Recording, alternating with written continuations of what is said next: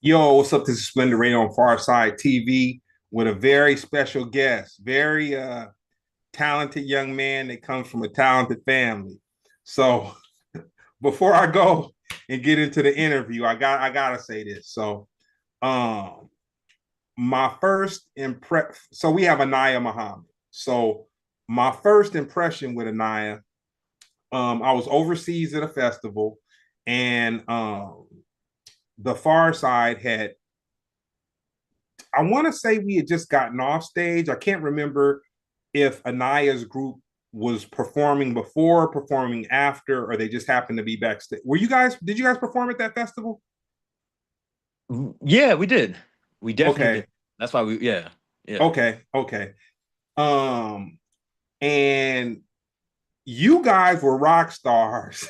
like, yeah, like, like, like man. the impressive thing about you guys was that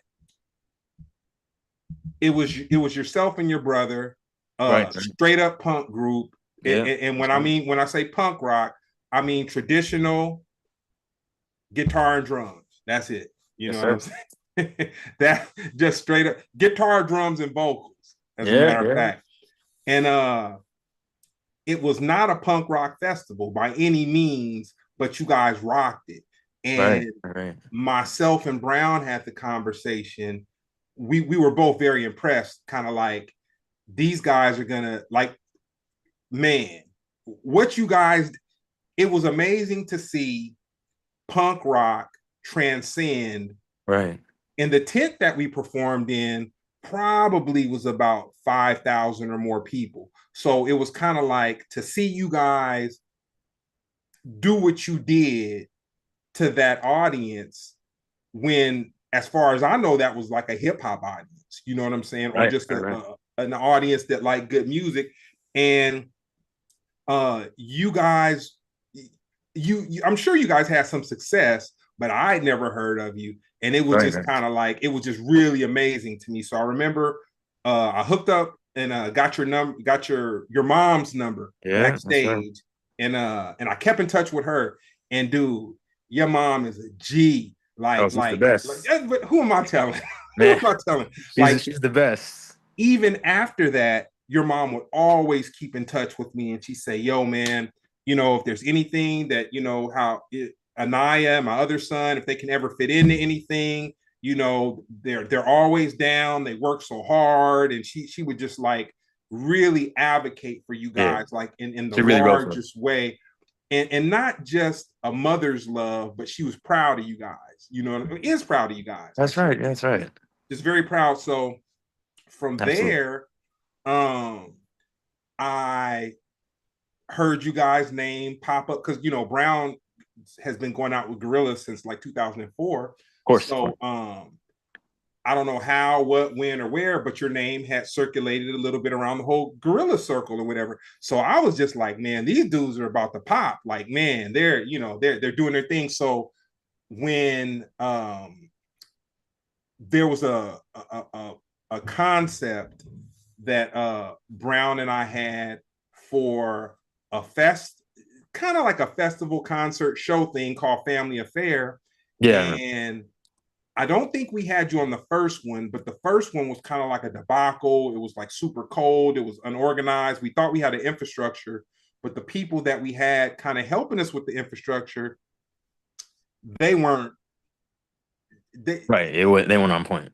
it Okay. was we didn't sabotage it, but Right. like some of the people that we were told to come in and help us with the infrastructure, they kind of weren't on point. So we threw a free show to kind of make up for it. Because at Right. the first That's right. show, I want to say we probably had like about, man, I want to say probably about 700 or 800 people that couldn't even get in, like, because anyway, that's a whole nother story. But it was a packed show, but like 700 or 800 people didn't get in or whatever. So rest in peace, Rosalind Carubius, Mm, our home girl that had hooked us up with MySpace.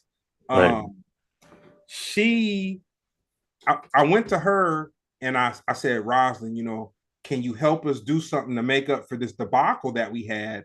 So Rosalind kind of politicked something where we had the opportunity to make up for it at the Key show. So we Yeah, basically threw like an appreciation show at the Key Club. that was the Key And, Club. yeah, nah, the Key Club, and Yeah, then that was the Key Club. It's no longer there yeah, either. Yeah. yeah. And so we were like, okay, we're gonna have the bot. Brown was like, I want to say you were on his radar because I had kind of picked a couple other groups, Ugly Duckling and such and such. Brown was like, dude, the bots would fit cool. So we guys had you there, and then I got to witness it for the second time. Like your Right. brother and yourself Man. rock a hip hop audience, a packed house hip hop audience. You had some of your people there, Yeah, we had but some guests there. the music that you guys did, it transcended hip hop. You won the crowd over, and everyone had like a really good time. Right. So Right, right. Man, that's a trip. when Way back. before we started doing the podcast, or I started doing the Splendid podcast via Zoom, Brown had a retail store that was over off of Eagle Rock Boulevard. And Right. so at that time, kind of my little ceremony was to bring something sweet. Matter of fact, many a bean pie came through Splendid Radio at that time. And That's I would right. literally drive to like around Crenshaw and Slauson to get Got you. my office was in Santa Fe Springs. Right, right, So right. I would leave the office early. I'd go like off of Slauson and Crenshaw, scoop up a couple bean pies. Then I'd come back over to that side of town and get ready for the show. So Right, this particular show, I didn't have time to go into the city. So I was like, you know what? I'm going to get some vegan donuts. right. And I don't know if you were at the donut spot or if you were at the pizza spot, but I saw you and I was like, yo, man, we got to, that's when I got your number because I always had your mother's number. And I Of was like, course, yeah. man, we got to hook up. And I was kind of like, once again, I was starstruck a little bit. I was like, man, Ah, man. Oh, I'm just me. nah, I know, but hey, Man. man, when I see talent, man, especially humble talent, that's the whole, Oh, that's the whole other thing. Like, as man, it should be. and then I look at you guys like Brown and I threw up the bat signal and you guys answered. So then that was a certain reverence in my heart where I was like, okay, these guys are dope. So with that being said, I think I'd hit you a couple times and I was like, yo, what's up with the podcast? But it was just kind of like hit and miss, hit and miss. So I say Right. all that to say, man, I'm glad I got you right here. I probably gave you your praises for about 10 No, minutes, man. but I had to get that off my chest because you Thank you. guys, dude, your brother in his own right, you in your own right, Thank you. very talented musicians. Man. Doing your thing. And it was just really good for me to see that happen. So a little bit about you. What city are you guys from originally? So we're from Los Angeles and born and raised. We're Okay. from here, yeah. Okay. So what was the first hip hop song that ever reached out to you? You know, thinking about that, there's so many like growing up, I heard so much nonsense. I like to say that I was a hip hop fan. I'm prefacing this to say like I was a hip hop fan, but Uh-huh. I wasn't listening to that stuff. I wasn't listening to the stuff that I really, you know, that I would connect with later in life. So it wasn't until, I got into my teenage years where I really like started to connect with I was on that East Coast tip, so I think I mean, when you say the question like connect with, I think from like a not even spiritual, but just like a conscious level. So it was the Diggable Planets, really. Them Okay. cats was the ones, and it was off that first record, and it was that hit. It was where I'm from. That was lyrically, I Nah, was just like, oh yeah, the way they talk, the way just everything about that. And of course, there was other songs prior to that. Don't get me wrong. There was lots of music prior to that that I was digging on from the hip hop genre. But that was one where I was like, ooh, yes.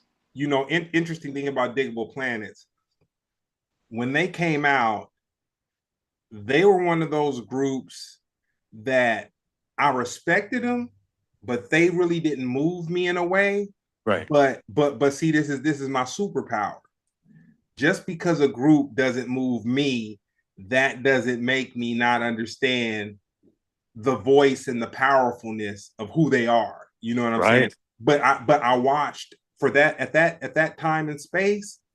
I saw so many people revere them that even though they didn't move me at the moment, Right. like I gave them the respect, and then I kind of caught on late. But that's how I am. Like Yeah. for me, like put it this way, I don't know how you are in the comedy, but like I didn't catch on to Eddie Murphy until like years after he had specials come out and everything. And I Right. would like the homies would be like, dude, delirious, and they go through his movies and his stand-up and everything. And I'd be like, man, I can't catch it. I can't Right. get it. Right. Right. But later in life, I got it. And that's kind of how it was with Diggable Planets. You know what I'm Yeah. saying? I. Yeah. It was not meant for me. But even um as my earlier years DJing, Right. I would always go back to records 6 months after I got them to just re-listen to see if I'm hearing something different. And I discovered a lot of music by Yeah. going back because for whatever reason, that's just how my brain processes things. Like I can It's like hear that. it. It's like that.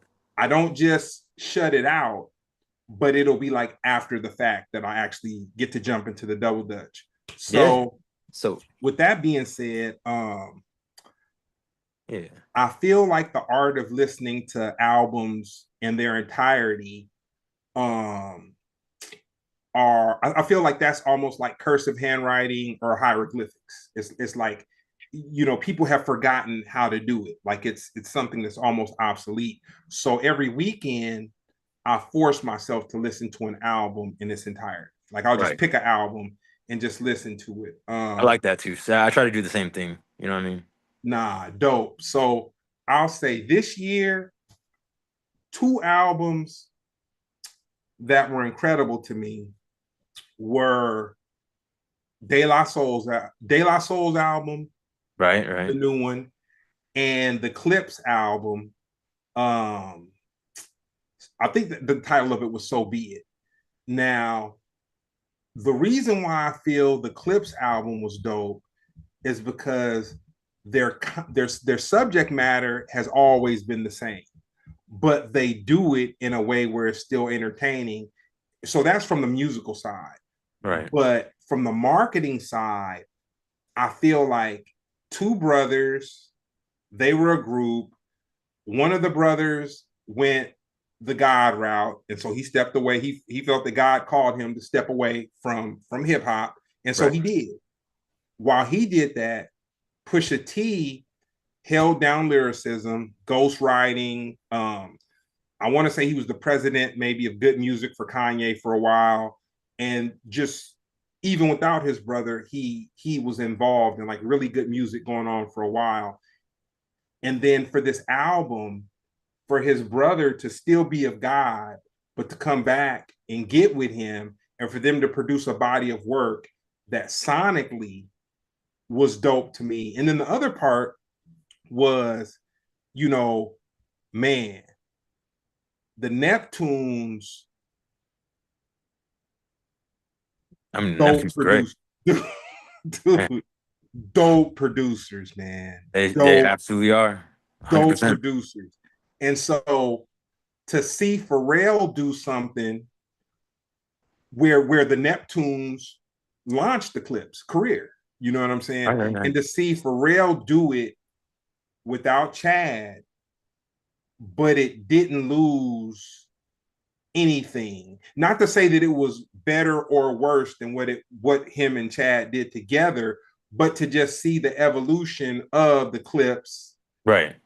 and for it to still be a solid body of work. I just feel like me personally, I haven't seen that in a very long time, especially in the nonsense and in the music that's going on, that has been going on, Right. in the last several years. I didn't even listen to that new Clips record. I'll be honest. You I know am listening. what? I've been You meaning. It's been a record. I've been like, because I was. It's not that I wasn't a Clips fan.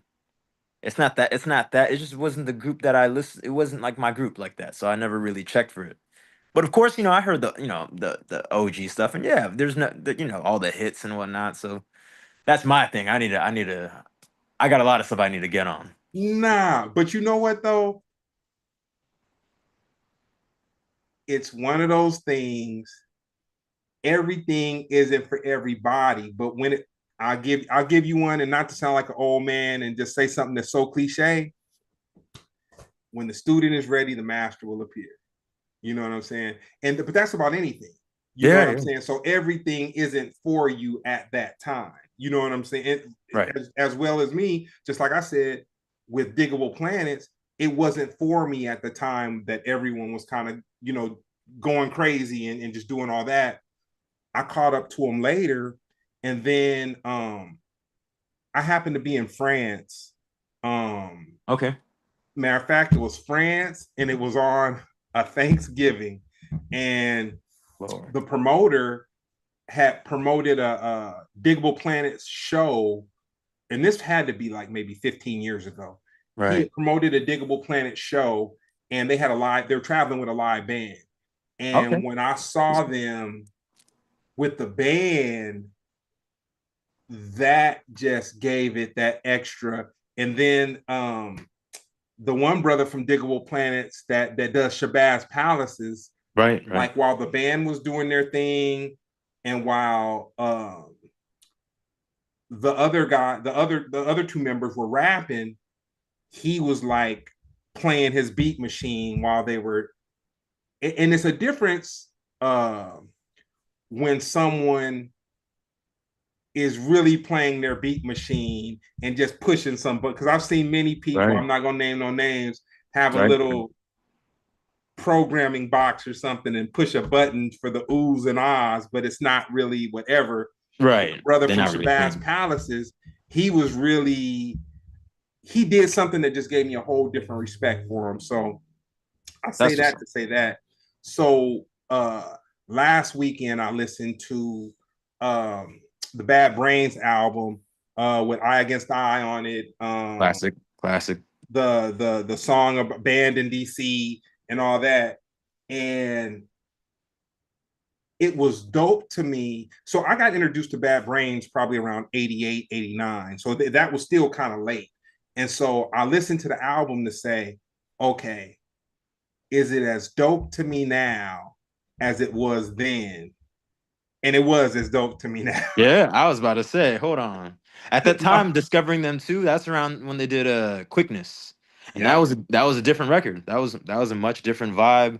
They oh man, it was more of like a hardcore feel. There was parts that were groovier. You know what I mean? They went from just being like a hardcore punk band, and they set like the hardcore genre. They set the hardcore genre. I mean, really, they made it what it is. It wouldn't be no hardcore if it wasn't for them.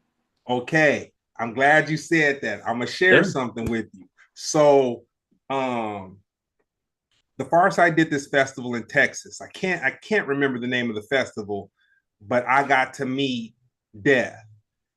Okay. And Okay. they're like the Yeah. precursors of what Bad Brains is, what we Yeah. see today. And I want to say, I don't know if it was two brothers or three brothers, but no keyboards. I want to say it was pretty much just drums, bass, and guitar. Yeah. Just They were very straightforward. Them cats. yeah, Yeah. man. And like that kind of, so because of how we listen to music, the mind would think, okay, how's something going to be dope if it doesn't have keys and it doesn't have a sweet vocals and all this? But watching Death perform when we did that show in Texas, it kind of brought it back to me, and I'm like, dang, you can literally just have drum and guitar, or drum and guitar and bass, and that can do everything. You can do it. It's possible. You know, You and your brother did it. man, it was a trip. It was a trip thinking about that because I was like, you know, we started the band as like well, I didn't start the band, but when I joined into it, there was like five cats in it. Dang. And then they all left, and then it was a three-piece. And then it was just me and my brother after. And then we were like, you know what? If the White Stripes can do it, man, we can do it. I don't know if that was exactly what we said, but it was like we can. Why not? You know, it's not. It's not. It's been done. It's been done, and it'll still be done. And we're just like, man, it's a trip that you can make two people sound big. You know what I mean? Big, man. Do it. You can do it. Like big. So, um, what's the last album you listened to in its entirety? And real quick before you answer that. So Right. the reason also that I practice that is because I feel like the way that we're programmed, like our minds are programmed with social media and everything, Right. almost like in a story type format where like little bits and pieces of media is what we like our mind consumes. Like that's how we've been reprogrammed to Yeah. kind of It's listen to things. So it's all we can take. It's all we have the span attention the span, yep. attention span for. That's sad. That's sad too, man. People aren't listening to full records, or maybe they are, but so many people they just have that like short, like they only can do things in small increments. You dig? You know. For you, the last album you listened to So that you can remember. the last one in recent times, because I was actually this just happened. It was Illuminations by Alice Coltrane and Carlos Santana. And I remember when I found that record, I was like, because I love Alice Coltrane. I mean, if people that know me know I love Alice. But I was like, this is a while back when I was like, they did a record together. I had no idea, you know. And it's one of my favorite records. One of my favorite records. I mean, from Alice, that is. But it was like, okay, in recent times, like, and I mean like a few days ago, I listened to that joint front to back. I feel like I probably play that joint front to back all the time. You know, that and she had this record, it was a trio record. I can't remember what it's called. I'm pretty sure it's but it's a trio record she did, like in like a 68 or something. And she was on harp. I can't even remember who played on it, but I listen to that record all the time. For listening to that record all the time, I should know who's playing on that record. But Hey, you're amazing me right now simply because I've seen you in a straightforward hardcore punk band, right. but your musical knowledge is not jarred up into hardcore punk rock. Oh, And absolutely to not. hear you say Alice Coltrane and Carlos Santana is amazing to me. That's just like, you know what? Yeah. You give me hope I, into you- the future. I hope so. I hope there's cats still listening to these legends because there's oh man, there's so much nonsense out there that just is Yeah, taking people's attention away. yeah, And yeah. No, no. they're forgetting a lot of music that should not be forgotten, you know. But man. So there's that record. The last record that I really enjoyed, surprisingly, not surprisingly, it's actually an amazing record. And this is what I was gonna go back to was the on in terms of the first hip hop song Mhm. that spoke to me. It was It Takes a Nation. Like, and I realized I had not heard that record front to back. I'd only ever heard a lot of the songs off of it, but I remember one day I was like, how have I not heard it like all together? And I remember not too long ago, Your favorite song off of that record. Night of the Living Basin. Let me tell you something. That's got to be it. It's got to be it. Me being, I want to say maybe I was in the 11th grade of high school when that came out. Might Right. even been 10th, but I could safely say around 11th, like around there.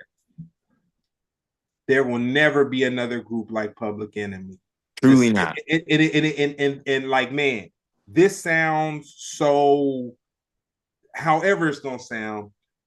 The movement that Public Enemy had and the consciousness that it brought to just speaking to societal issues and Right. whatnot was so massive.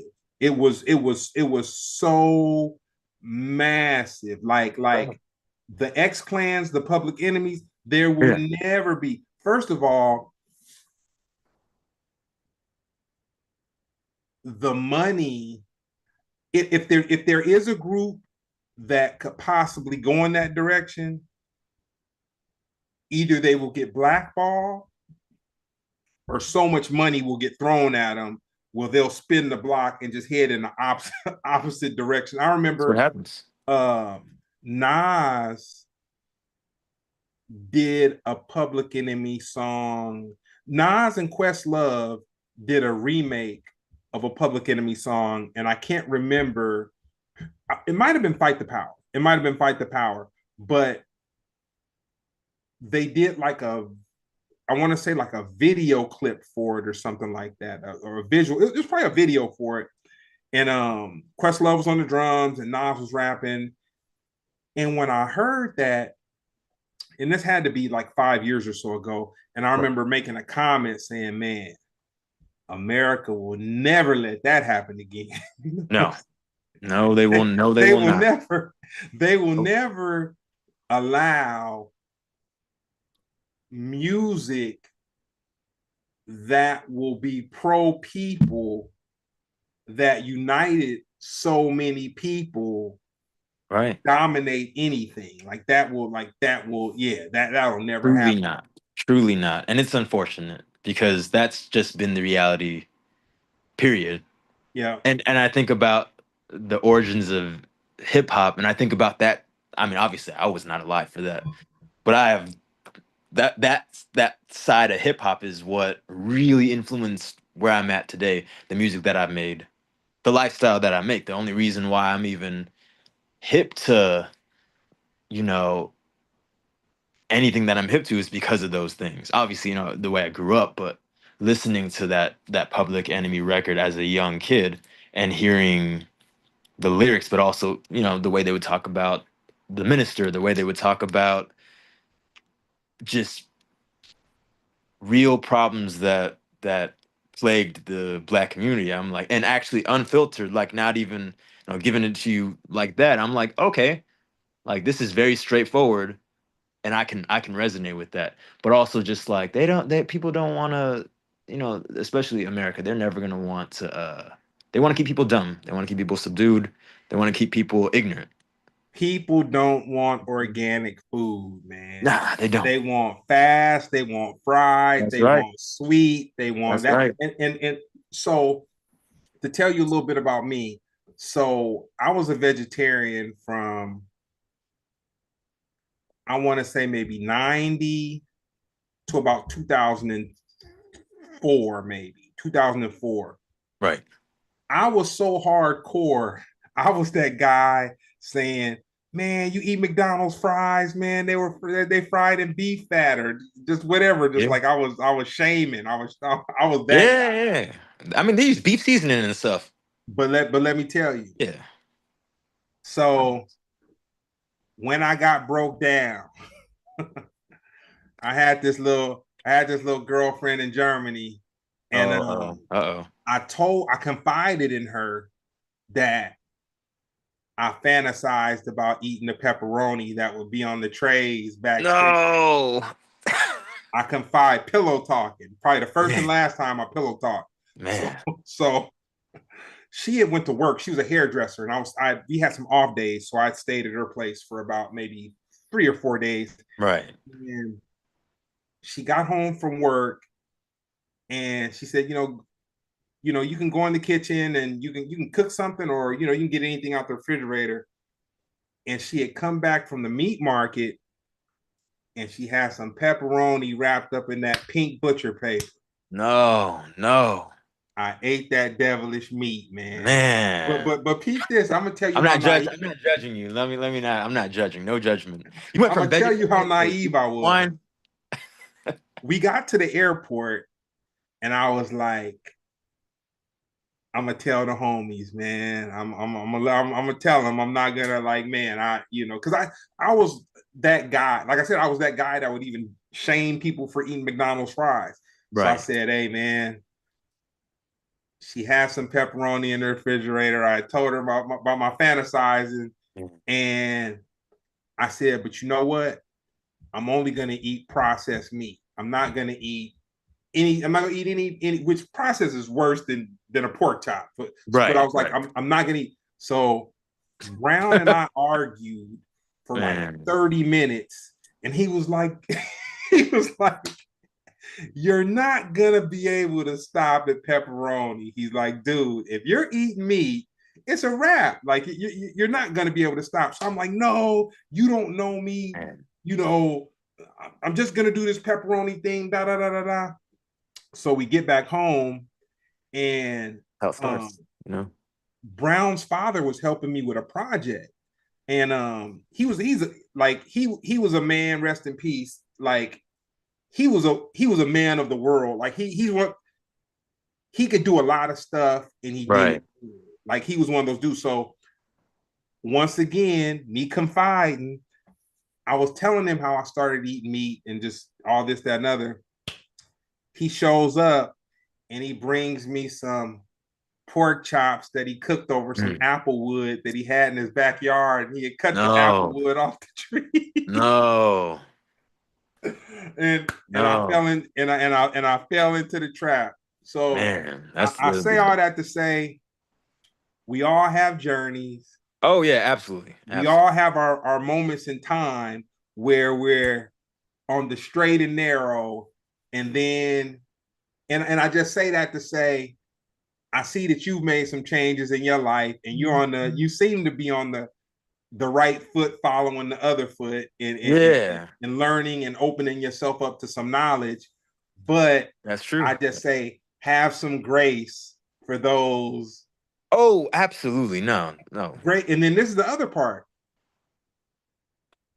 Don't judge people. Sometimes you gotta appreciate the message and understand that people are human, which it took me years to Yeah. get that, because I say like, how am I going to learn something from somebody if they're just whatever or they're just da da da. I had a life coach that told me, he Right, said, the one thing that you can't debate is experience. right, right, right, You can argue anything that you want to argue, right. but you can't argue someone who's had an experience. So I'll say all that. We'll hop back into the podcast, but I had to walk down that road, man, with No, Public you can Enemy. you can walk it down. Really, hey, it, you know, we shouldn't be judging people. Period. I'm who am I? Who am I to judge anyone? I'm just a person that I'm just a person. I can't. It's not even for me to judge someone's how they continue to go through life. It's not for me to people have their own journey. I have my journey. I've had my journey. Shoot, I have not been perfect in my life, and I'm trying every day to strive towards being the best version of myself I can be. And yeah, I was able to, listen to someone like Chuck D talking about all the stuff he was talking about. I was like, that got me thinking. I'm like, huh, I want to be like that. And ever since I was a teenager, I've been like striving to be like that, you know. So yeah, it's never judgment. And grace is, I would want people to give me grace. Yep, yep, I because would. we know always gonna shine. I'll tell you this: I had dinner with Chuck D. He was probably one of the first. I'll say he was one of the first hip hop heroes that I was ever able to interact with Right, on a personal level. Where I was in London, and there were these twins. Shout out Black Magazine, Sally and Sarah, and they would look after Chuck and Flav when they would come out to London, and right, and Brown had known the twins, and then I developed a relationship with them. So one night I was in London, and they were like, "Yo, you want to have dinner with we're going out to have dinner with Chuck D." And so I want to say it was myself and Tajay from Souls of Mischief, ooh, and we yeah, went and we had dinner, and I was, it's crazy at what humbled me out of that interaction. Right. So, I was just kind of like geeked out, and I'm like, damn, I'm here with Chuck, man. We eating, Yeah, that's deep. That's deep. we're having dinner, and I said, I asked him a question because I ask everybody questions, but I'll do it in a way that's not going to be offensive. Right. And I can't remember exactly what the question was. And this was probably about maybe, man, it could have been anywhere between 99 and 2001. But Right. I remember in 99 or 2001, him telling me, I think the question I asked him had something to do with traveling, Right. but he said he was on his fourth passport. And I was just kind of like, dang. Yeah.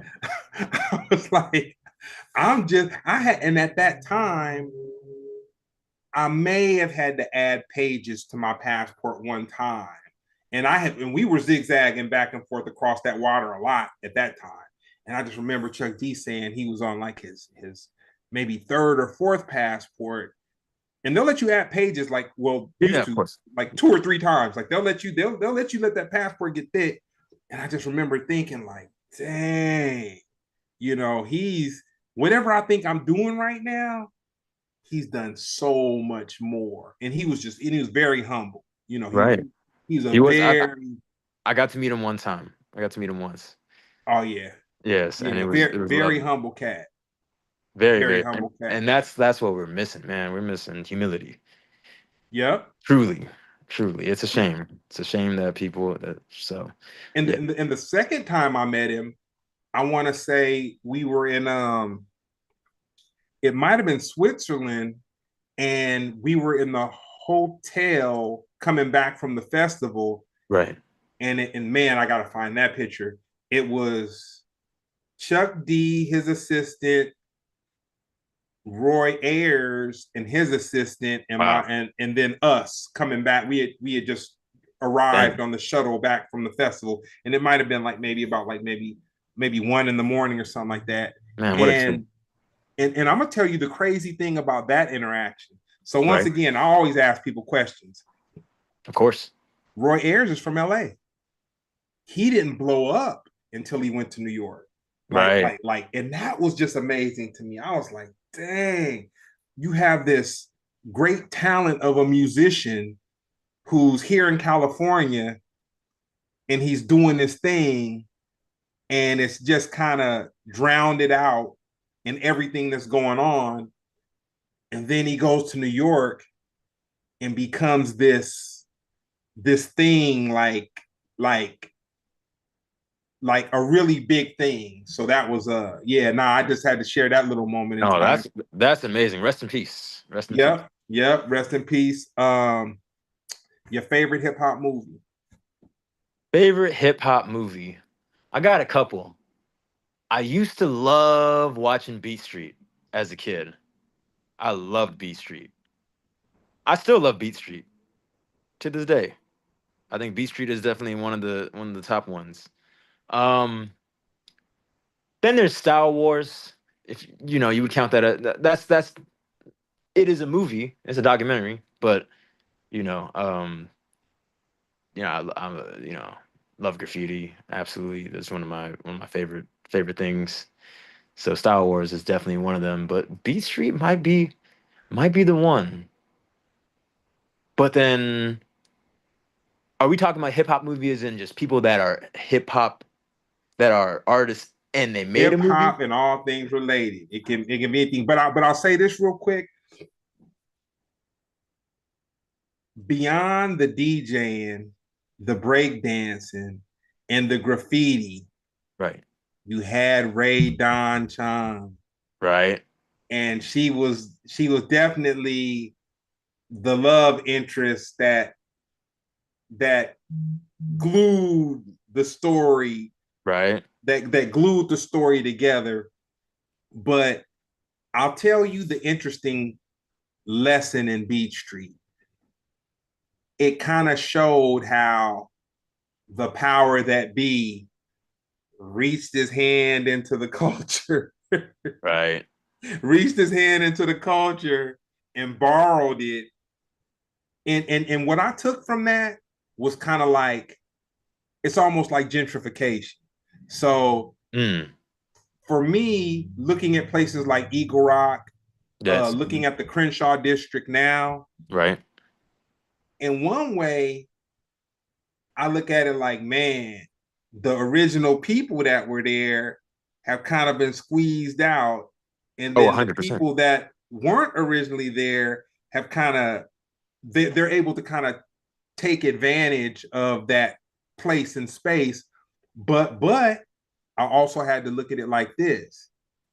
If it wasn't for those people, the place and space wouldn't be the speaker for the culture.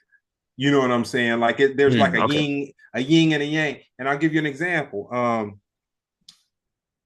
I know I didn't know him personally, but there was a rapper that was down with Ice Cube by the name of Don Jaguar, and Okay. he used to have uh who's now Earl's Grill.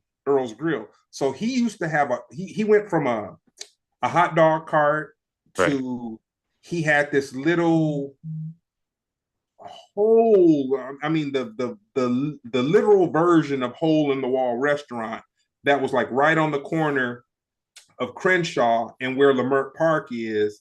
Just something you almost had to walk sideways Right. to get into his spot where he sold hot dogs.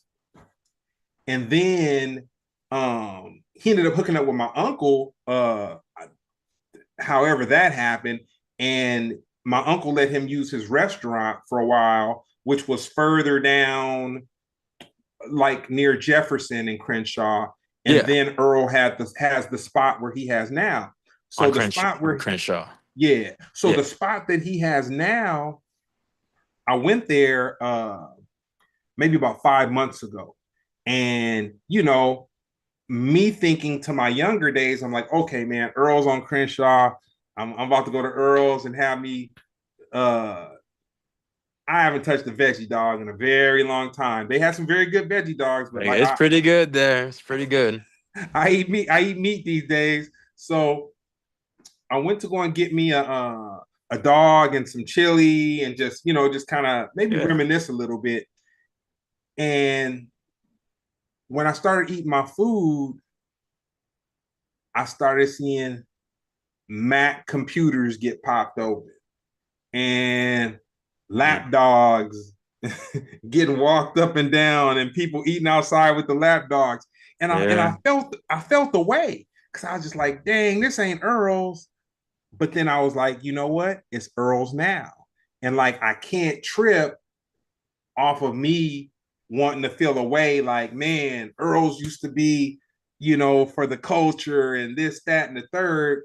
But the gentrified patrons are what allow him to have that business the way he has it now, where there's like lines hanging out the door and you see Stuff. people of all walks of life, all nationalities, all flavors, all every single thing that are able to enjoy it. So I kind of had to check myself and say like, man, there's a there, everything has a duality to it. You know what That I'm is saying? that is a for real duality because the effects of gentrification are god awful. I absolutely hate it.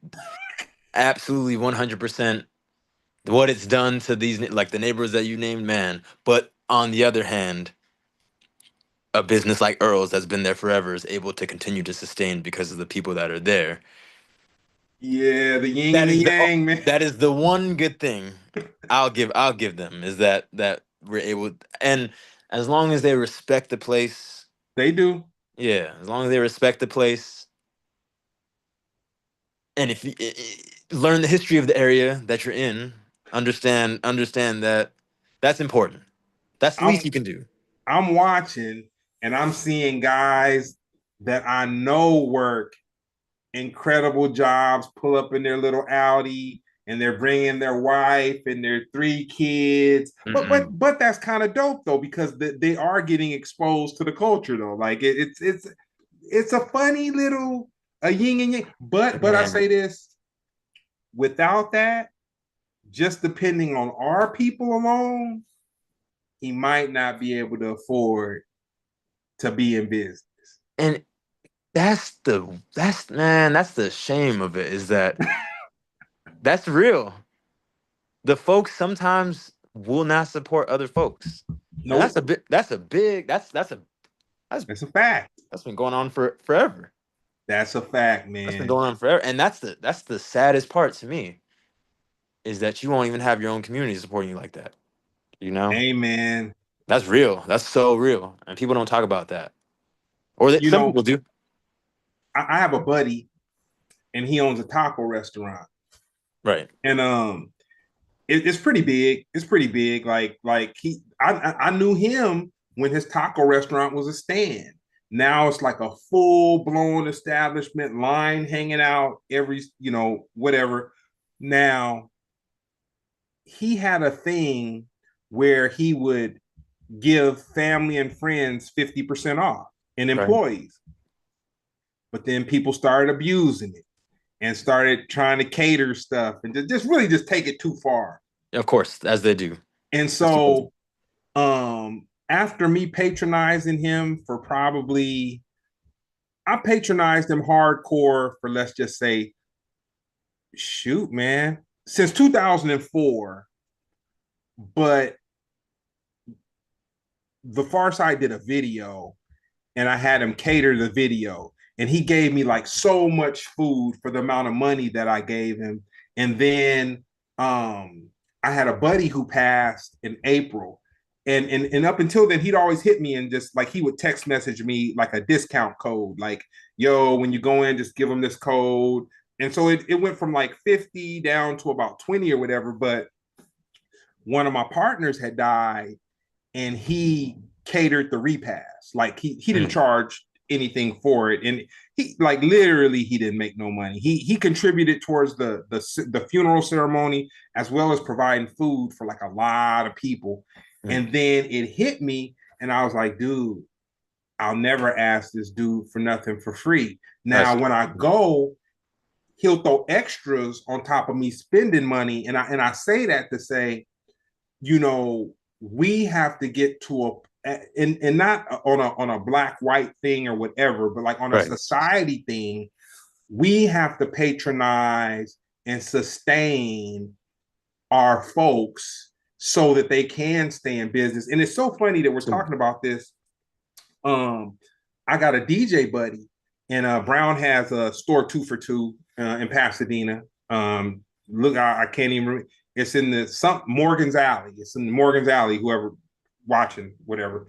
And my buddy had went, and matter of fact, he called me tonight. That's the craziest thing. And he said, "Dude, I saw a lot of people come out to Brown's shop, and Brown does these events maybe about 3 or 4 times a year where he like rolls out food and has DJs and people come out and whatever." And he said, "Greg, there was people there and they were eating the good food and whatever, but it's like nobody was really spending." Right. And it's not, and his shop is a vintage shop. They have hip hop stuff, they have records, dope shop, dude. Dope. Yeah. I gotta go check it out. You gotta send me that info, because Oh no, I'm definitely gonna hook you up with it. please. I gotta And make my way down that way. and he said, man, it was a bunch of people standing around eating the food and drinking the beverages and whatnot, but people weren't really spending like that. And I was like, dang, That's what you they do. verbalized. I said to him, and I promise you, right now it's 8:52. We had this conversation at 7 o'clock. Call me.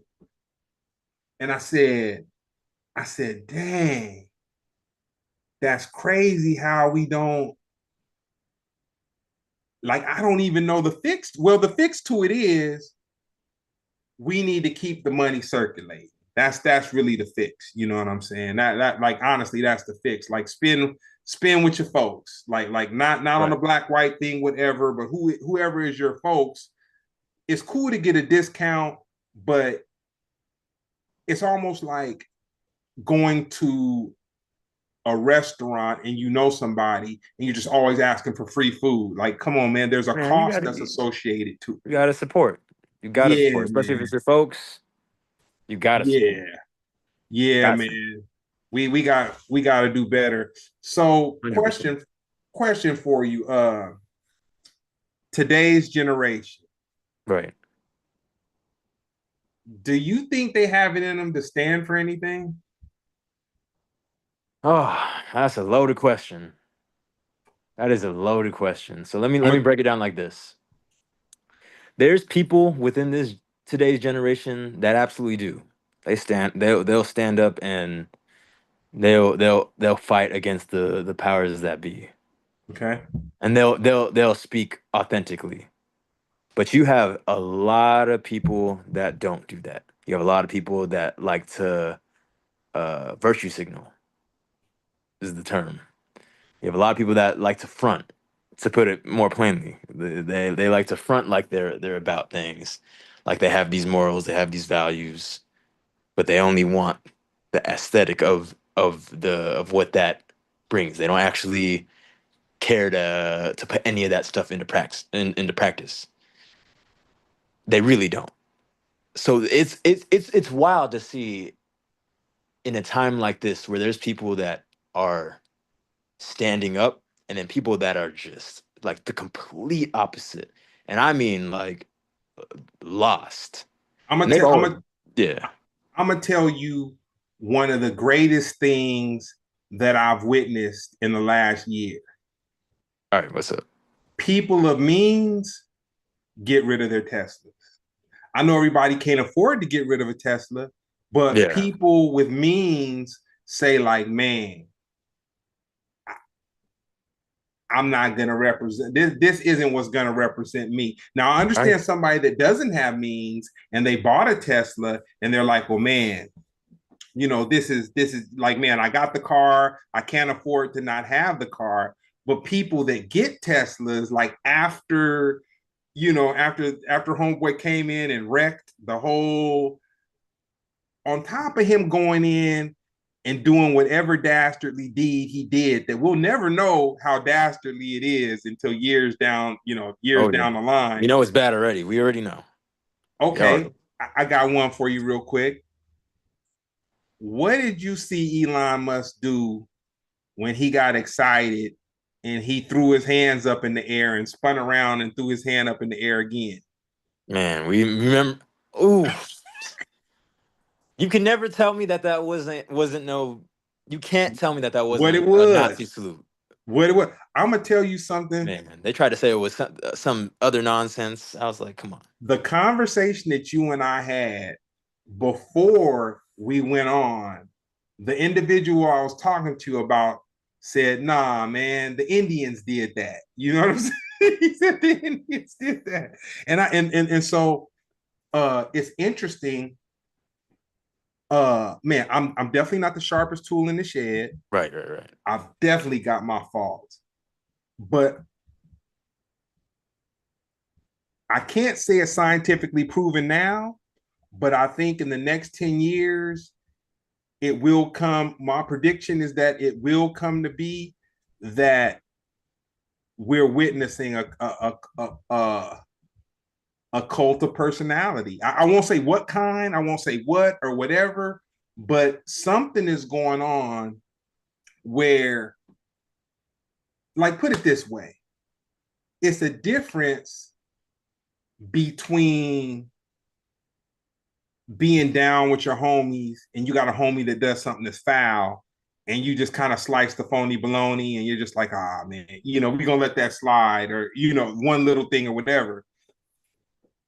But there's a total different thing going on when you have somebody that does something that's just blatantly foul and your mind has been reprogrammed in a way that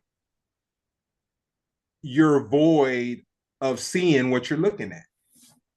Like that's something but I'm very interested in seeing, if we live to see it, what the history books will, the scrolls, what will be written about this space and place and time that we're going through right in the classes if they still have college classes, or Yeah, if they if they still do. have school and education, like what will be written to describe what's going on right now? I mean, if it's anything like the rest of American history, it's going to be written very in the favor of the of America. It's going to be written. There's always going to be some excuse. There's always going to be a flip in what actually happened and what actually was seen. And it's wild because now we live in a time where it's very hard to try to hide that. A lot of people are hip to things that would have been easily covered up You maybe 15 years ago.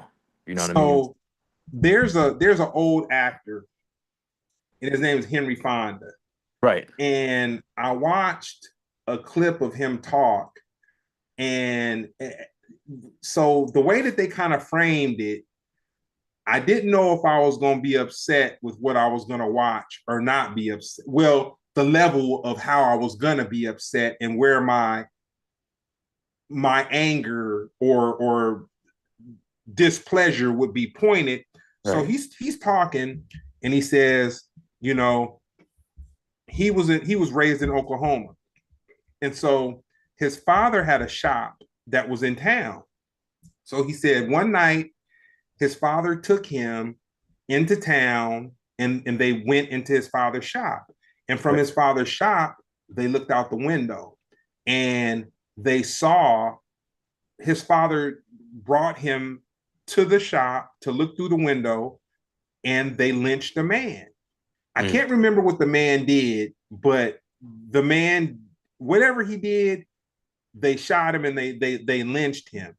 And his father basically took him there to see this crowd of people that were they were jovial. You know, they weren't like, oh man, this is wrong. Nobody's standing up trying to stop it or just whatever.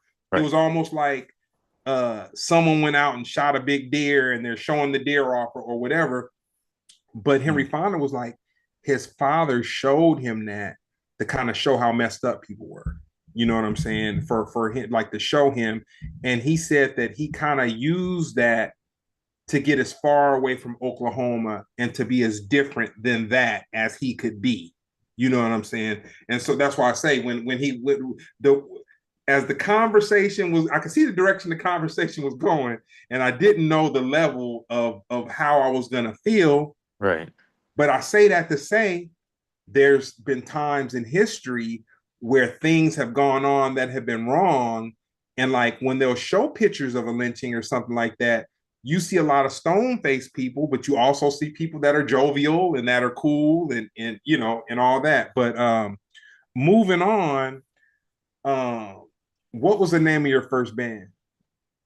That was a wild transition from that to that, It man. got too deep, man. I had to Because find. I can go into all that, but I let's know you could. let all right, man. All right, that's maybe that's a conversation for another time because that you touched on some.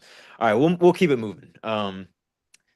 It was the Bots. That was my first band. You Okay. know, that was me and my brother. You know, we did it for a long time. We did it for I mean I was in that band from when I was in the sixth grade to and I might have stopped doing it when I was almost 20. So that's my So wait, whole, you know. so you said that there was originally more members. Were you in the band when there was more than your brother, or you kind of transitioned into it when it was just your brother and yourself? I transitioned to it when there was three people, three of us. Okay, So when they started it, it was a high school thing. A couple of those members didn't even, two of them didn't even stick. They just were in. Were like they were with their friends, like, oh, we're gonna start a band, and kind of loosely. But one of the dudes, it was two ladies that left, and one of the dudes stuck around, and that's when I came into it. You know, I don't think, I don't know even know if my brother wanted me in the band initially, and then somehow I ended up just being in it, and it was like, all right, cool, we're doing this thing, and I think we probably did like few shows, the three of us, and then the other dude left, and then it was just me and my brother, and then we stuck through it. I'm gonna give a shout out real quick. We got a faithful a faithful watcher in the chat, Ben Frank, man. He's family like a mug. And by the time I do this Peace, podcast peace. next week, we just gonna say I'm gonna keep my word on something. That's how I'm gonna start my new year off. But no, we got Ben Frank in the chat. Um, you know, another thing that moved my heart when it comes to your brother and yourself, um, when we did the Key Club show, because I'd always seen your mother around. Right, But when right. we did the Key Club show, I saw your father around. Yeah, And it was dope because your mother was a very huge fan of you guys and she was protective in her way, but your father was like in a whole different way. And it was just kind of dope to see the support of the band coming from parents. And like I didn't talk to your dad, but right. um and it was more than the love of a parent, but I could see that both of them knew that their children were talented. Yeah, absolutely. Very, very, very talented. That was very, that moved me. So Box was your first band. Yeah, yeah. Um, when you were in junior high school, what was your soundtrack? Um, Man, I was listening to the Bad Brains. I was listening to Bad Brains. That wasn't it. But I was listening to, Bad Brains, the TSOLs, all Yeah.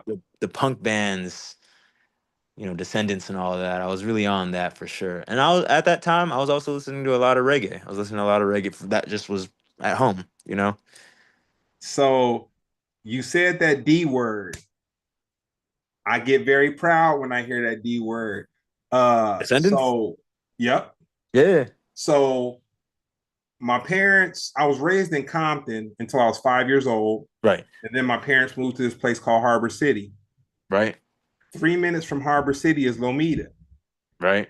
The Descendants come from Lomita, California, 3 minutes away from where I live right now. Right. Straight up punk rock. Yeah. Um, Classic.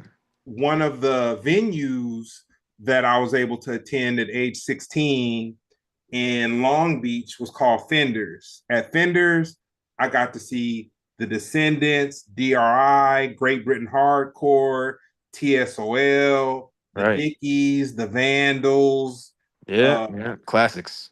Classics. so many of these dope punk bands.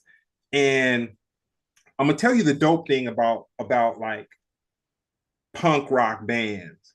Before it became popular, I always got a kick watching the bands go from playing these sweaty bar rooms that just when you walk, your feet stick to the your Yeah. feet stick to the floor, super sweaty. Right. Right. The smell of just Yeah. cigarettes, funk, and party, just like Disgusting. all of that. I got a kick out of seeing a couple of those groups get to the point of where they got on record labels and Right. they are able to support their families and have the punk rock wife and have kids and like really more than just being the punk rock group on drugs fell off. They were the group that shoulda, coulda, woulda, da da da. But like even I want to say the Descendants, a couple of those guys moved to Colorado and just like Yeah. started a whole clean, like a whole nother type of life. And before I was in the music industry or dealing with that, it was kind of dope for me to see how like hard work and something that appeared to me as being very local, it could be revered nationwide and worldwide to the point of where cats could really Yeah. uh, support their lifestyles. That And that's great. I love it. I love to see people succeed. I do love yeah. it. I love people to see, I know people will say it's not punk. They'll say for days that if you able to live off your art and your work, that it's not punk. Hey, There's a lot of things that are not punk. I'll, I hey, can say I'll that. I'll blow your mind with this. Public Enemy is punk rock. Yeah, yeah, yeah, How about very how punk. about that? Very punk. how, Because that's how I about think we got we how got we about got that? So we when got it to bring comes, it back to baseline that punk is an attitude, the way you James Brown. live. That's he was punk. Anyone that goes against the societal norm, that challenges the status quo. I'm not saying they're all punk, but that's Um, pretty punk. yeah, You know what I yep, mean? yep. That's yeah. No, You know, that's a fact. Um, what genres of music do you listen to today? most of the time, truly, I'll be on my jazz tip. Jazz. Listen to a lot of jazz, reggae, Okay, whole lot of soul, funk, a lot of lowrider oldies. I'm from LA, so but jazz. I spend a lot of time on jazz. okay. Yeah, That's a fair one. That's a fair one. yeah. Um, during your time as a musician, um, what would you say was your most iconic moment? Um, Lord have His mercy. We've done a lot in different bands I've been in. We've done a lot. I think one of my favorite moments to this day, one of the most iconic. Man, me and my brother, we got to do a late night show. We had never done one. I've only, we done like, um, we had done European stuff. We done stuff overseas and TV shows, which was crazy. We've done that. Even thinking about that, I'm just like, man, it takes me back to a time of just, But I remember we got to do a late night show here in America, and that was crazy. I mean, that wasn't it. Can't say it was like the craziest experience. It was pretty normal, not really normal, but you know what I mean. It was, Yeah, no, you know, it was pretty crazy. not That to say that you're not now, but I can say that from the first time I saw your brother and yourself, I mean, you guys were stars, man. Like Yeah, thank you. I don't know any other way to put you or you know what? I'm not gonna make it so vain. I'm gonna pull that out. There's certain people that have the it factor. And the it factor is not something you can buy. It's Right. not something that you can just be popular and have. It's just that thing that you have. And I'll give you an example. So, Brown, for instance, Brown was a dancer. And Okay, so I didn't know that. before I got to know Brown as a person, I knew of him in a high regard of people that revered him as like he had like it wasn't like the far side did not make him a celebrity or whatever, you know what I'm saying, like Right. it like let's just say the far side came out, let's say 90 91ish 92ish or whatever.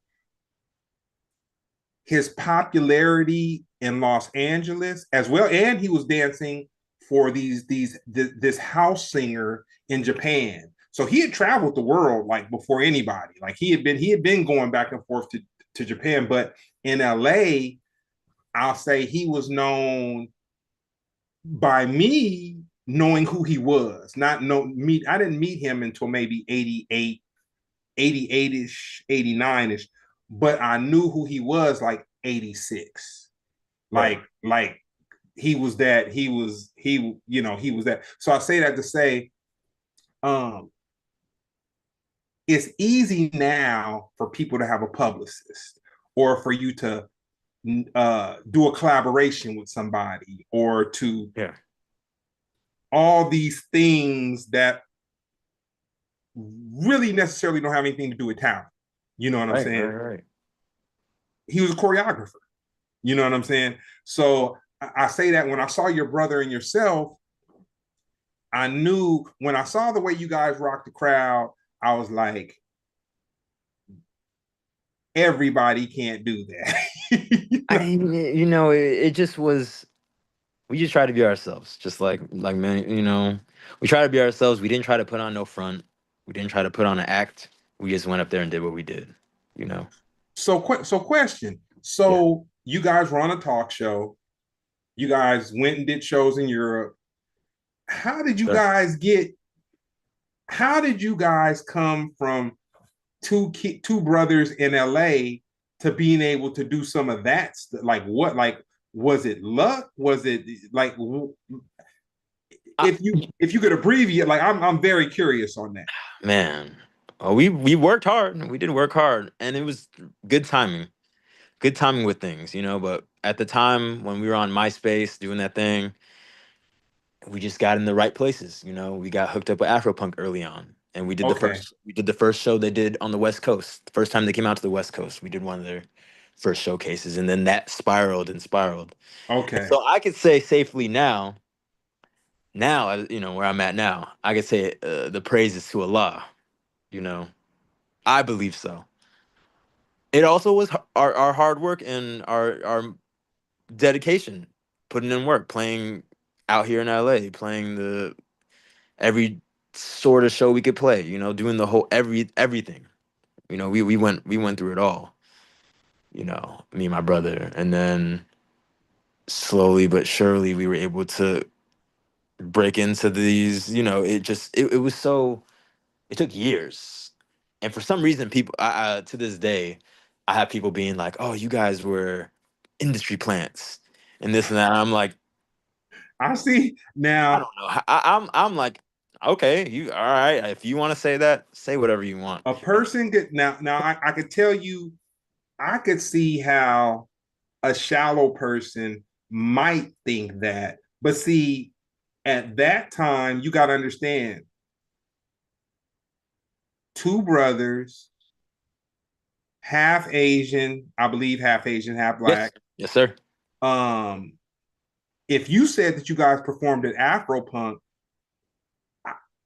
I don't know this factually, but I could say that there was no other group like you guys performing at Afropunk. So Right, when you did perform at Afropunk, it was a very big deal. And right. being that it was the first Afropunk on the West Coast, I could see people being like, I mean, feeling the same way that I felt. Yeah, Like, it was like that. It was, like these yeah. guys, they have that it. It was very much, you know. I think because of that simple fact that we looked the way we did, we were kids, like actual kids, Yep. and we didn't bring no gimmick. Like we didn't, there was no gimmick. Yep. And that was the one thing that me and my brother were like very much on. Like we didn't play that gimmick game. We didn't try to come up here and act like we were something that we weren't. We're from Los Angeles. You know, we grew up the way we grew up. Like there's no thrill there. This is, you know, like many other punk bands that have came before, that's what we were, you know. We just were young. And I think that did play a big part in where we got to. And I think a lot of people took it as we were a gimmick. So a lot of people maybe not everyone. I'm not saying everyone, Yeah. but it definitely got to. It was a point where, you know, if you were a kid doing music, it was like a little, you know, it's more of a gimmick than it is us trying to be real musicians playing real Mm-hmm. music. You know, expressing through song, whatever. You know what I mean? It definitely, you know, we experienced that. I remember experiencing that a lot, where people like didn't take us serious, and then a lot of people also didn't, you know, then they looked at us like dancing monkeys. You know what I mean? Shame, shame that they would do that to kids. You know what I mean? But they did, and they've done it to all sorts of kids, all sorts of You kids. would you won't be you will not have been the first and you will not have been the last One hundred to percent. fall into that. Oh yeah, the exploitation is real. It is Another real. question. Does fact checking matter?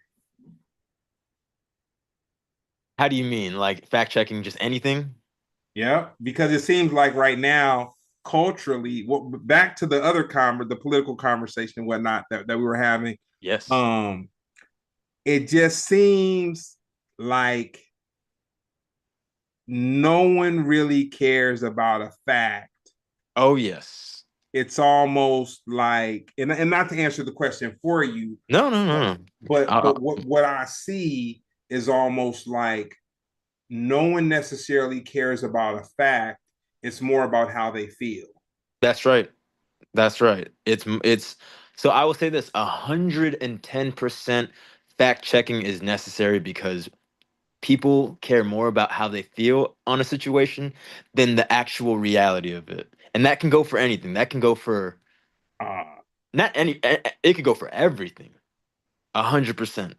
And it's a shame that people, and I keep on saying this shame word, but it's a shame that people would rather be so caught up in their feelings about someone or about something so much so that they'll overlook the reality of a so situation in order to, it sucks. It sucks that so people don't want to dive deeper.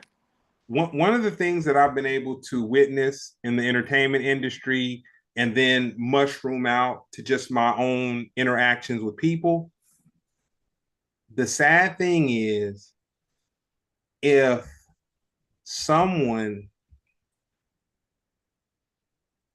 is able to make money or gain something that's very vain from someone, they'll overlook all of the imperfection. Hmm.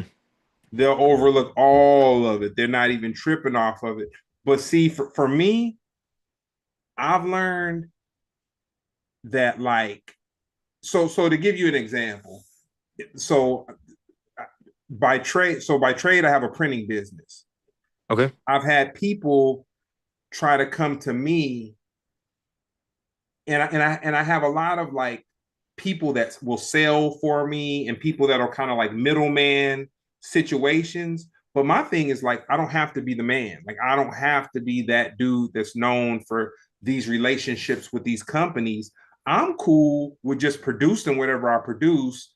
I get paid when I produce it, and then whoever else they can make more money and chase that corporation and get that extra money and wait 6 months to get paid and all that whole other stuff. I'm not worried about that. Just pay me for my work and I'm good.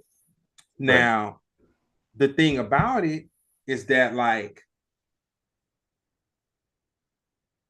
sometimes I'll have a person try to curve whoever the middle person is and come directly to me. I'll never mess with that kind of person. The Right. reason I'll never mess with that kind of person, there's two reasons. One, if they would curve the person who brought them to me, they would curve me. 100 That's a percent. fact. That's a fact. Actual facts. That's a fact. And the second thing is, if anything ever went wrong between me and the person that curved the person that brought us together, I know for a fact they wouldn't be able to wait to run their mouth and be like, yo, I had this situation with da da da da da da da. Hmm. And then here it is, Exactly. me just trying to get some crumbs. I've ruined a relationship with a person who looked out for me. Right. And then the person who came to try to build with me, I would just never be able to trust them. You know what I'm saying? Right. So it's just like all bad. So Hmm. so I just feel like, and not to say that I've been perfect in my life, but I really try to roll with a level of integrity because if a person you're never immune to the venom. That's what I'll say.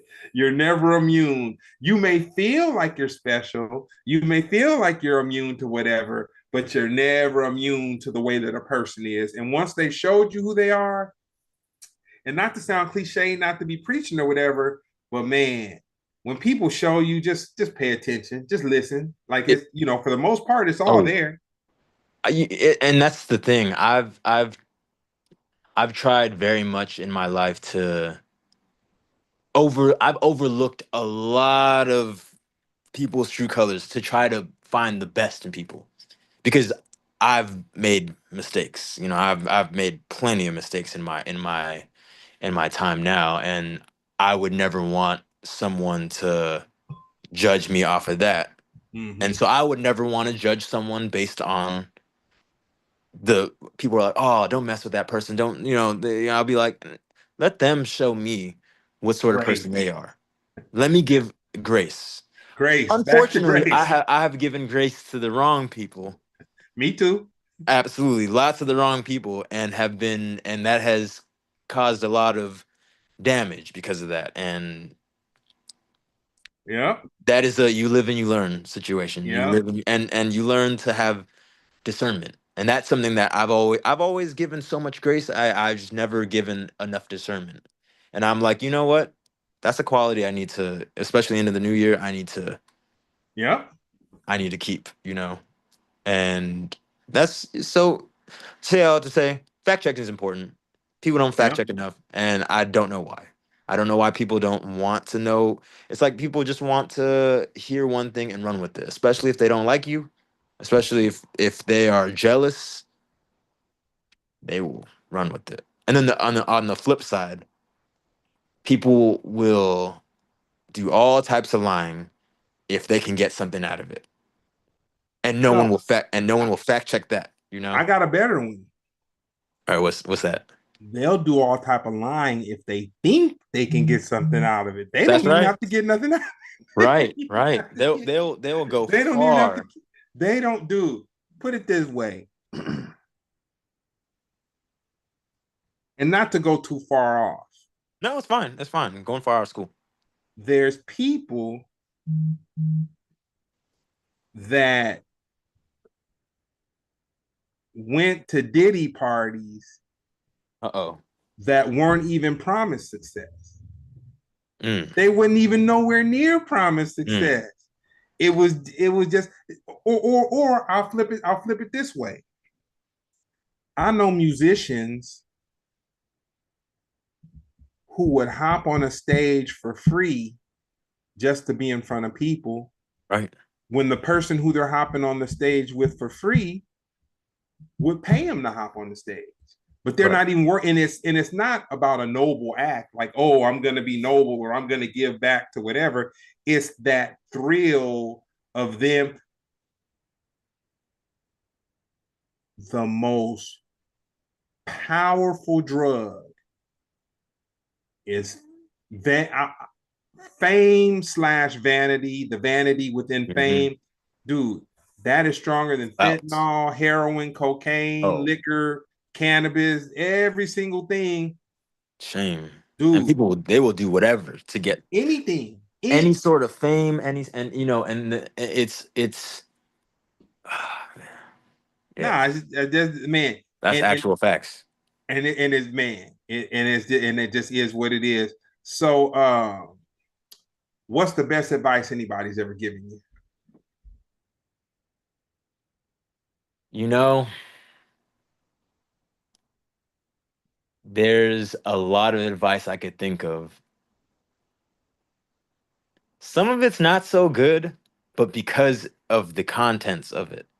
Now my dad had told me from a young child that this world is messed up and cold and not to trust nobody. That's a cold thing to tell a 5, 6, 7 year old, 9, 8 year old. But man, was he not lying about that. Hey, I had somebody who ended up being very dear to my heart. And I had the same reaction, but I had this reaction as a 30-year-old man. He said, whenever you think you've seen the craziest thing in the world, it's something waiting around the corner 10 times crazier. Yeah. And I really thought he was a bad person for saying, I'm like, how could you go through life like, like how could you? But going back to what we discussed earlier, you can argue anything but experience. You Right. know what I'm saying? And your father, him saying what he said to you was the product of experience.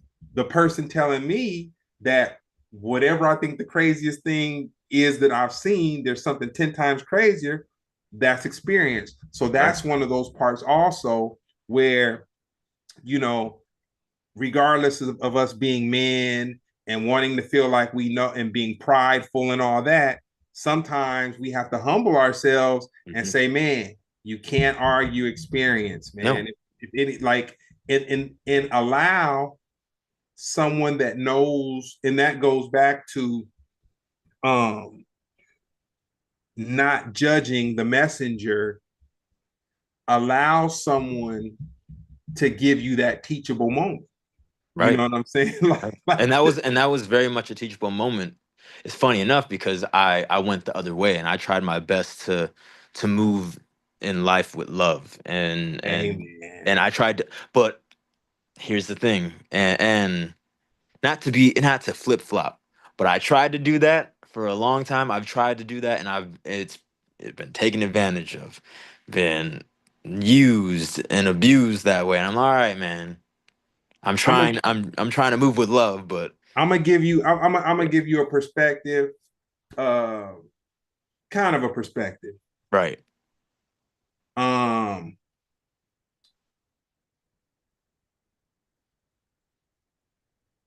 you're not wrong for wanting to move with love. I've moved with love a lot in my life, right. but one of the things that I've learned is to be more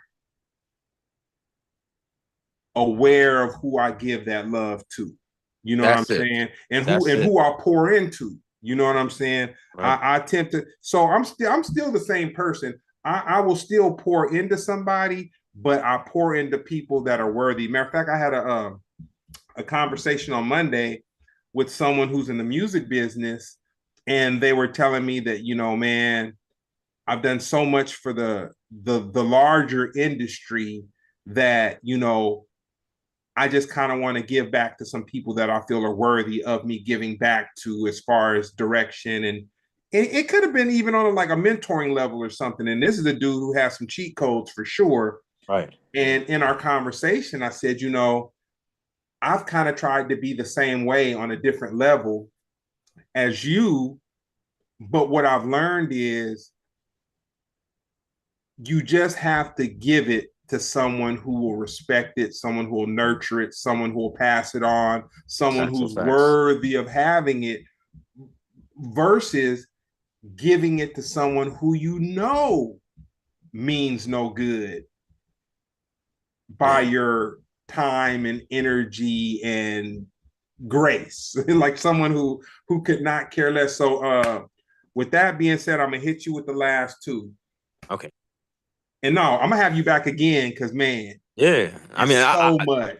there's a lot It's I would love to, because what you just said right now, I would love to get into, but it's I know we got to keep it pushing. So nah. We got, man, and you know, I was told to not make it about, and I try not to make it about me, but my family's from Mississippi. We smoke meat and tell stories, man. That's right, right. hereditarily, that's what I come from. But if you had a biopic, what would be the title of it? Man, I don't even know. I don't even know. Probably, honestly, probably just my name. Okay, all right, Probably my name. It would be a crazy biopic too. I believe you. It would be nut. It would be nutty. I don't even know how you describe the. I believe I believe you Man, 100%. I promise I do. And then the last question: who would play you? I don't know. I can't think of anyone that's in my age bracket that I or someone that would. Who do you think would play me? Who do you think? Because there's Honestly, got to be different. There's different eras. There's like the kid era, and there's honestly, adult I era, say major. someone young and upcoming and just very talented. So, and when I think about that, I think about, for whatever reason it flashed into my mind. I think about the Straight Outta Compton movie, and how the actors that were used in Straight Outta Compton that played NWA, um, those actors were not really known, but they were so talented, man. Right. That they were so talented to the point of where, uh, and this isn't to compare, but have you ever seen the movie Ray? You know, I actually haven't seen that biopic. That's Okay, Jamie Foxx did the was that is a Ray. good one. when if you watch Ray, Jamie Foxx will make you forget that you're looking at Jamie Foxx. And even if you don't know anything about Ray Charles, you'll feel like you're looking at Ray Charles, similar to the way that in the movie Ali, Will Smith made you forget that you were looking at Will Smith. Right.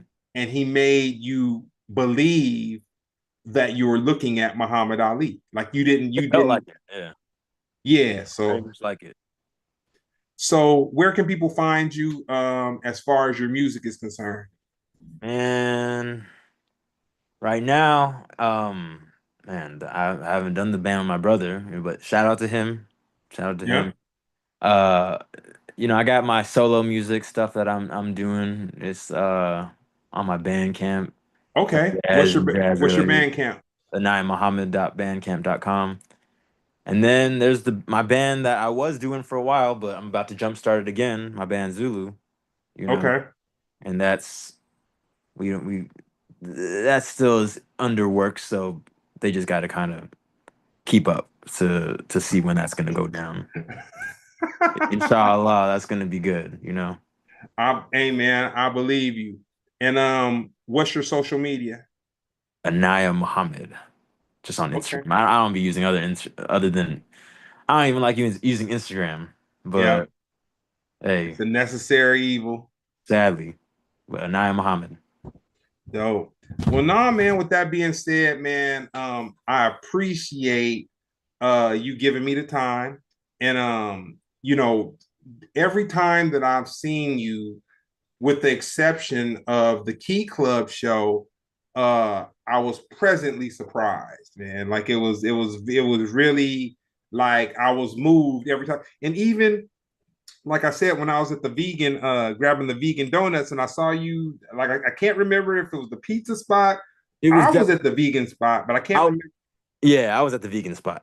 Okay, you're at the vegan spot too. Okay, Yeah, okay. But I was like, damn. I was like, oh man, that's homeway from the bots. That's dope. yeah, But yeah. nah, man, I really appreciate you. I appreciate your time. And Thank with you. that being said, this has been another episode of Splendid Radio on Fireside TV, and I'll catch up with you. Peace. Peace.